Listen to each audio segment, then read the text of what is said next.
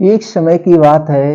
एक नगर में रहने वाला राजन नाम का एक लड़का अपने जिंदगी से बहुत निराश था। उसकी निराशा का कारण यह था कि वह अब तक कुछ भी नहीं कर रहा था। उसके माँ बाप उसे ताने मारते कि तेरे सारे मित्र कुछ ना कुछ कर रहे हैं, लेकिन तू अभी भी घर में ही बैठा हुआ है। मित्रों के बीच भी अक्सर उसका मजाक ही बनता। वह कहीं जाता तो लोग उससे पूछते कि क्या कर रहे हो। उसे यह बताने में बड़ी शर्म आती कि अभी वह कुछ भी नहीं कर रहा है। धीरे धीरे उसने रिश्तेदारों के यहाँ आना जाना और लोगों से मिलना जुलना कम कर दिया। वह ज्यादातर समय अपने घर में ही बैठा रहता। वो अकेले में रोता, भगवान को कोसता और अपनी किस्मत को दोष देता। अब उसे अपनी जिंदगी बोझ लगने लगी थी।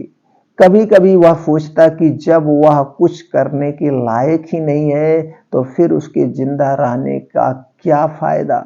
उसे तो मर जाना चाहिए। एक दिन वह अपने नगर की एक सड़क से गुजर रहा था। तभी उसने देखा कि एक गुरु दुख के ऊपर प्रवचन दे रहे थे। वह भी वहीं भीड़ में पीछे बैठ गया और गुरु के प्रवचन सुनने लगा। गुरु बोल रहे थे कि दुख एक गुरु की भांति होता है, जो हमें जीवन की सच्चाई दिखाता है और हमें सही से जीवन जीने का तरीका सिखाता है। आप चाहे तो अपने दुख रूपी गुरु से जीवन जीना भी सीख सकते हैं और चाहे तो उस दुख में डूब करके बैठकर रोकर भी सकते हैं, रोकर जी सकते हैं। राजन भी गुरु की ये सारी बातें ध्यान से सुन रहा था, लेकिन उसे गुरु की यह बातें सही नहीं लगी। उसने खड़े होकर कहा, दुख कुछ भी सिखाकर नहीं जाता, सिर्फ पीड़ा देकर जाता है। दुख की पीड़ा अनंत होती है। ऐसा लगता है कि इसके बाद कुछ भी नहीं होने वाला है, कुछ भी नहीं मिलने वाला है। मृत्यु भी उसके सामने छोटी लगने लगती है। गुरु ने कहा, आखिर क्या दुख है तुम्हें। राजन ने अपना सारा दुख गुरु के समक्ष कह सुनाया और पूछा, क्या आपके पास मेरे इस दुख का कोई समाधान है।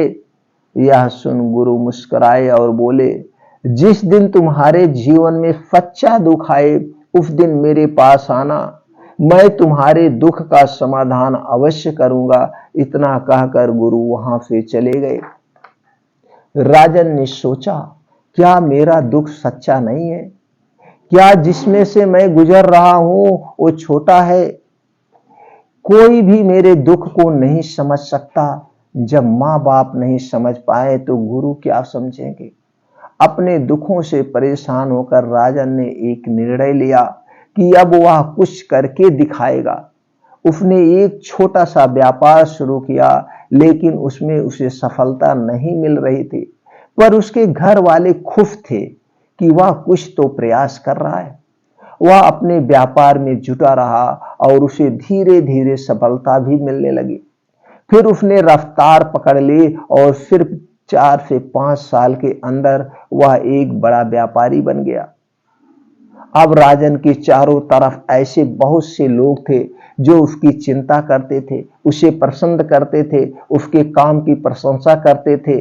अब उसके घर वाले भी उसकी प्रशंसा करते नहीं थकते थे। दिन प्रतिदिन उसके मित्रों की संख्या बढ़ती जा रही थी। अब वो अपनी जिंदगी से बहुत ही खुश था। उसके कुछ मित्रों ने उसे सलाह दी कि जब तुम बड़े व्यापारी बनकर इतने खुश हो तो सोचो कि अगर तुम इस नगर के, इस राज्य के सबसे बड़े व्यापारी बन जाओ तो तुम्हारे पास कितना सुख होगा। कितने लोग तुमसे जुड़ना चाहेंगे, तुम्हारा कितना यश फैलेगा।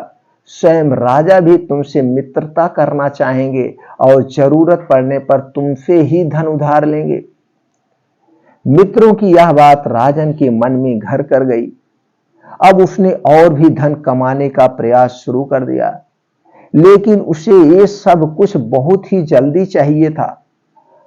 वह सब कुछ प्राप्त करने में अपना ज्यादा समय बर्बाद नहीं करना चाहता था। इसीलिए उसने ऐसे भी कार्य करने शुरू कर दिए जो उचित नहीं थे। उसने बड़ी मात्रा में अपने मित्रों से धन उधार लेना शुरू कर दिया। ज्यादा मुनाफा कमाने के लालच में अपने सामान में मिलावट करने लगा। उसने दूसरे व्यापारियों के खिलाफ षड्यंत्र भी रचे, उन्हें डराया और धमकाया भी। जैसा जैसा उसके मित्र उससे कहते गए वही करता गया। वह इन तरीकों से ज्यादा धन तो कमा रहा था, लेकिन अब उसके जीवन में सुकून नहीं रह गया था।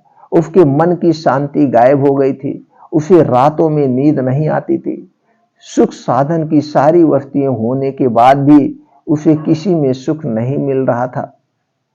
एक दिन राजन अपनी बग्गी में सवार होकर कहीं जा रहा था। तभी रास्ते में उसे गुरु का आश्रम दिखा। वह रुक गया। वह गुरु के पास जाकर बोला, गुरुदेव, आपने कहा था कि जब तुम्हारे जीवन में सच्चा दुख आए तब मेरे पास आना।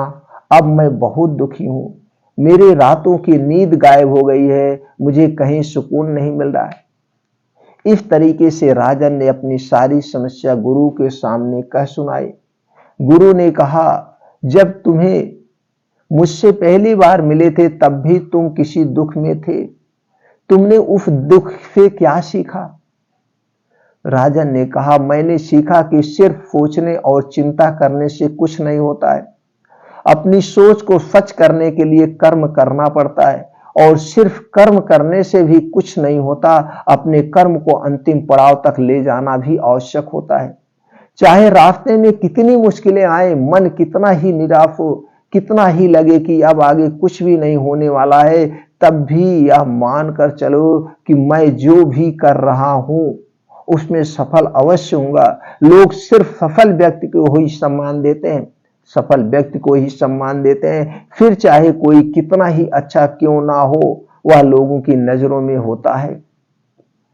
यह सब सुन गुरु मुस्कुराए और बोले, यह असली दुख नहीं है। जब तुम्हारे जीवन में असली दुख आए तब मेरे पास आना, मैं उसका समाधान अवश्य करूंगा।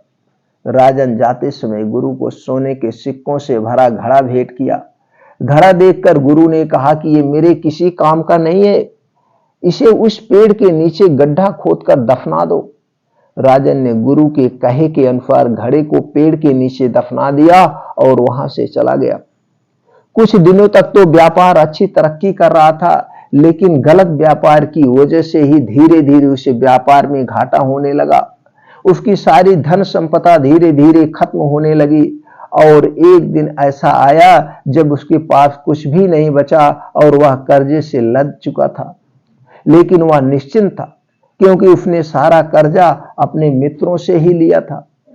वह सोचता था कि उसके मित्र बुरे समय में उसका साथ देंगे, लेकिन ऐसा कुछ भी नहीं हुआ। बुरा समय आते ही मित्रों ने ही सबसे पहले अपना उधार मांगना शुरू किया, और उधार वापस ना करने पर जान से मारने की धमकी भी दी। उसके शुभ चिंतक, उसे चाहने वाले सब उससे दूर हो गए। उसके वो मित्र जो उसके साथ मौज मस्ती किया करते थे, अब उससे दूर भागने लगे हैं। उसके परिवार वाले उसे उसकी गलतियां और कमियां गिनाने लगे। उसकी सारी संपत्ति नीलाम हो गई और उसके पास कुछ भी नहीं बचा। उसने अपने पिता से सहायता मांगी तो पिता ने कहा, मेरे पास ये थोड़ी सी ही संपत्ति है। अगर मैं यह भी तुम्हें दे दूंगा तो तुम्हारी मां को कहां रखूंगा? यह संपत्ति हमारी आखिरी सहारा है, आखिरी सहारा है। राजन के भीतर बहुत गहरा दुख हुआ। उसके आसपास ऐसा कोई भी नहीं था जो उसके दुख को समझ सके, उसे संभाल सके। लोगों से मिले इस धोखे और विश्वासघात की वजह से वह अंदर तक टूट चुका था। उसे लगने लगा, अब जीने का क्या मतलब? अब तो मृत्यु ही एकमात्र सहारा है, वो है आत्महत्या करना। वह एक भारी कदम उठाने जा रहा था कि तभी उसे याद आया, गुरु ने कहा था कि जब तुम्हारे जीवन में असली दुख आए तब मेरे पास आना। राजन गुरु के पास गया और अपना सारा दुख सुनाया। वही आंखों में आंसू भरकर बोला, मेरे इस दुख का समाधान कीजिए गुरुदेव। गुरु ने कहा, जब तुम्हारे जीवन में असली दुख आए तब मेरे पास आना, मैं उसका समाधान अवश्य करूंगा। राजन ने कहा, क्या अभी जो मेरे जीवन में घट रहा है वह दुख नहीं है? आखिर असली दुख होता क्या है गुरुदेव? गुरु ने कहा, सबसे पहले तुम ये बताओ कि तुमने अपने इस दुख से क्या सीखा? राजन ने कहा, मैंने सीखा कि जो लोग हमारी सफलता, हमारी तरक्की की वजह से हमारे जीवन में आए हैं, वो हमें धोखा अवश्य देंगे, क्योंकि वो बुरे समय में हमारे साथ खड़े नहीं होंगे। वह केवल अच्छे समय में हमारा फायदा उठाएंगे और बुरे समय में छोड़कर चले जाएंगे। भरोसा केवल उन्हीं लोगों पर करना चाहिए जो हमारे बुरे समय में, असफलता के समय में हमारे साथ खड़े रहते हैं। लेकिन ऐसे लोग बहुत ही कम होते हैं, पर जिसके पास होते हैं उन्हें उनकी कद्र करनी चाहिए, उनका अपमान नहीं करना चाहिए। मैंने यह भी सीखा कि कभी किसी के खिलाफ षड्यंत्र नहीं रखना चाहिए। ईमानदारी और धैर्य के साथ अपना काम करना चाहिए और कभी लालच नहीं करनी चाहिए। अपना सारा दुख अनुभव बताने के बाद राजन आंखों में आंसू भरकर गुरु के सामने बैठा रहा। थोड़ी देर बाद गुरु उठे और उसे पेड़ के नीचे गड्ढा खोदकर वह घड़ा बाहर निकाला जो सोने के सिक्कों से भरा हुआ था और उसे राजन को दे दिया और कहा, जब तुम्हारे जीवन में असली दुख आए तब मेरे पास आना। राजन ने गुरु को धन्यवाद दिया और उन्हें प्रणाम करके वहां से चला गया। उसने उस धन से एक छोटा सा व्यापार शुरू किया। अब वह एक छोटा सा व्यापारी बनकर भी खुश था। उसने पूरी लगन और ईमानदारी से व्यापार किया। देखते ही देखते वह अपने नगर का फिर एक बड़ा व्यापारी बन गया। उसका जीवन खुशियों व सुविधाओं से भर गया। लेकिन कोई कितना भी अच्छा है, कितना भी अच्छा काम करे, दान करे, पुण्य करे, लोगों की मदद करे, लेकिन जीवन में दुख तो आता ही है। राजन के जीवन में भी दुख आया। उसके माता पिता की मृत्यु के रूप में वह दोनों एक ही दिन मृत्यु को प्राप्त हो गए।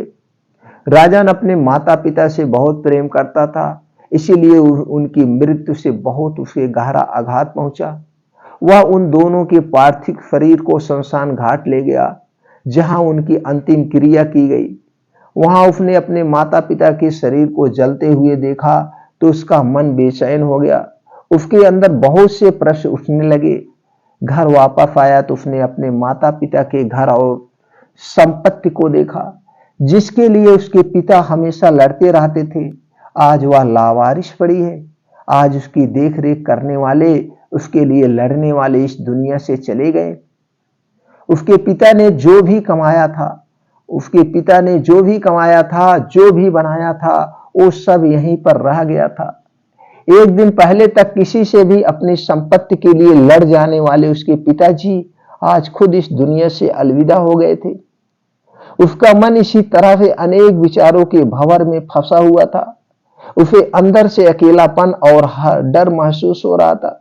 उसे कुछ खालीपन सा महसूस हो रहा था। उसे लग रहा था कुछ तो है जिससे वो समझ नहीं पा रहा है। इसीलिए वो गुरु के पास गया। उसे देखते हुए गुरु ने कहा, क्या जीवन में कोई दुख है?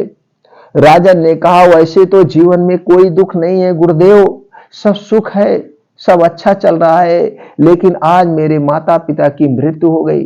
इस घटना से मेरा मन बहुत दुखी और बेचैन है। गुरु ने कहा, इसमें दुखी होने वाली कौन सी बात है? एक दिन तो सभी के प्रियजनों को मरना ही है। हमेशा जीवित ना तो कोई रहा है और ना ही कोई रहेगा। एक दिन तो तुम्हें भी मरना ही है। हो सकता है कल ही मर जाओ या आज भी मर सकते हो। राजन ने कहा, ये आप क्या कह रहे हैं गुरुदेव कि मैं भी मर जाऊंगा? पर मैं तो अभी जवान हूं। गुरु ने कहा, इस भ्रम में तो सभी जी रहे हैं कि मृत्यु दूसरों को आती है, बूढ़ों को आती है, लेकिन बूढ़ों के सामने ही जवान मर जाते हैं, बच्चे मर जाते हैं। मृत्यु का किसी की उम्र से कोई संबंध नहीं है। ये तो सबको अपना बना लेती है। गुरु की यह बातें राजन के मन में घर कर गई। वह चुपचाप वहां से चला गया, लेकिन उसका मन बेचैन अब भी था। वह कुछ खालीपन सा महसूस कर रहा था। वह पूरे दिन अपने बारे में सोचता रहता कि वह कौन है, इस दुनिया में क्यों आया है। क्या सिर्फ चीजों का उपयोग करना और मरना ही जीवन का लक्ष्य है? ऐसे ही बहुत से प्रश्न उसके मन में लगातार उठ रहे थे, लेकिन उसे अपने किसी भी प्रश्न का उत्तर नहीं मिल पा रहा था और उसका दिन प्रतिदिन बढ़ता ही जा रहा था। उसका दुख दिन प्रतिदिन बढ़ता ही जा रहा था। इसीलिए कुछ दिनों बाद वह फिर गुरु के पास पहुंचा और बोला, गुरुदेव, मैं बहुत दुखी हूं। क्योंकि मैं यह नहीं जान पा रहा हूं कि मैं कौन हूं और इस दुनिया में क्यों आया हूं। यह सुन गुरु मुस्कुराए और बोले, आज पहली बार तुम्हारे जीवन में सच्चा दुख पैदा हुआ है। वास्तव में यही है जो दुख कहलाने के लायक है कि हमें पता ही नहीं कि हम कौन हैं, क्यों आए हैं, क्या करना है, कैसे करना है। राजन ने कहा, गुरुदेव मेरे इस दुख का समाधान कीजिए। गुरु ने कहा, हम सभी इंसान जीवन भर कर इकट्ठा करते रहते हैं। हम सभी इंसान जीवन भर धन संपत्ति मान सम्मान परिवार मित्र शत्रु पद प्रतिष्ठा इत्यादि इकट्ठा करते रहते हैं।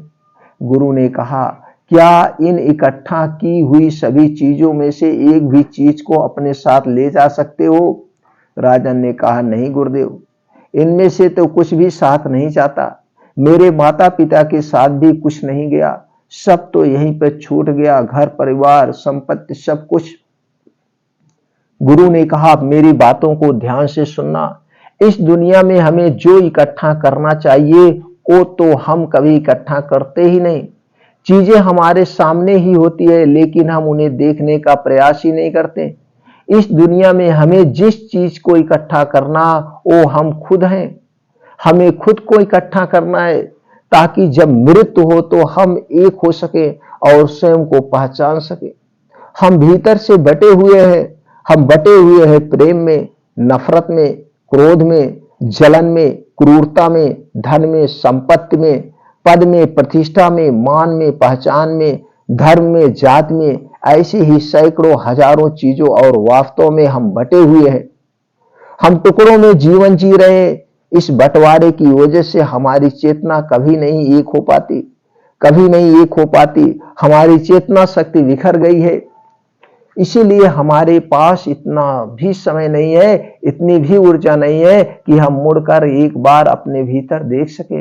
वास्तव में जिस धन की कमी है, सुविधाओं की कमी है, मान सम्मान की कमी है, कमी को लोग दुख समझते हैं और जीवन भर उसे दुख बोलकर रोते रहते हैं और उनका समाधान खोजने का प्रयास करते रहते हैं। उन्हें उसका समाधान कभी नहीं मिलेगा, कभी मिलेगा ही नहीं।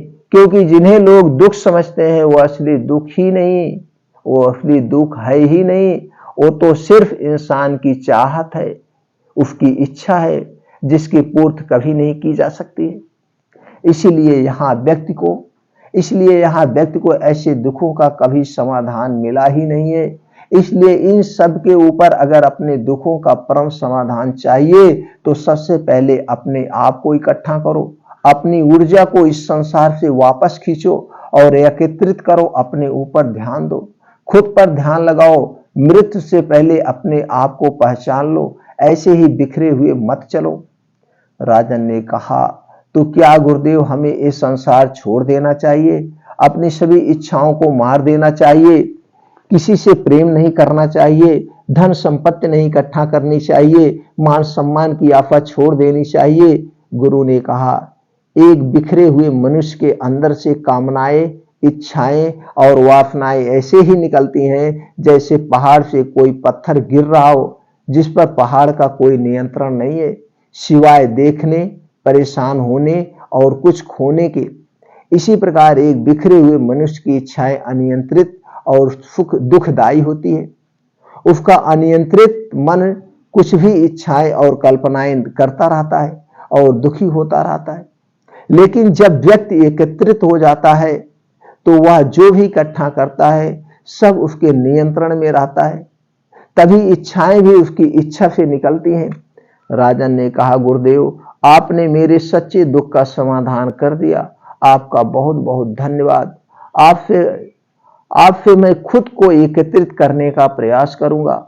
गुरु ने कहा, मानव शरीर में बहुत ऊर्जा है, बहुत शक्ति है, पर यह बेकार के कामों में बाझ कर रह गई है, चीजों में लगी रहती है। यह ऐसा ही है जैसे कि एक अत्यंत शक्तिशाली मशीन किसी बच्चे के हाथ में दे दी गई हो और वह बिना सोचे समझे, बिना किसी नियंत्रण और जानकारी के बस इसकी शक्ति को कहीं भी बर्बाद कर रहा है। इसीलिए अपनी चेतना की शक्ति पर ध्यान दो और इसे एकत्रित करो। राजन को अपने प्रश्नों का उत्तर मिल चुका था। उसने गुरु को धन्यवाद किया और चुपचाप वहां से चला गया। दोस्तों, उम्मीद है कि आपको यह कहानी पसंद आई होगी। यदि आप ऐसे ही पसंद आई और ऐसे ही अच्छी कहानी सुनना चाहते हैं, भगवान महात्मा बुद्ध के उपदेश सुनना चाहते हैं, तो चैनल को सब्सक्राइब करके दोस्तों बेल आइकॉन का बटन ऑन कर दें और एक कहानी ज्यादा से ज्यादा मित्रों तक शेयर करें। सब लोग स्वस्थ व निरोग रहें, उन्हें भी कुछ जानकारी से ज्ञान मिले। दोस्तों, फिर मिलते हैं दोस्तों अगले वीडियो में नई जानकारी के साथ।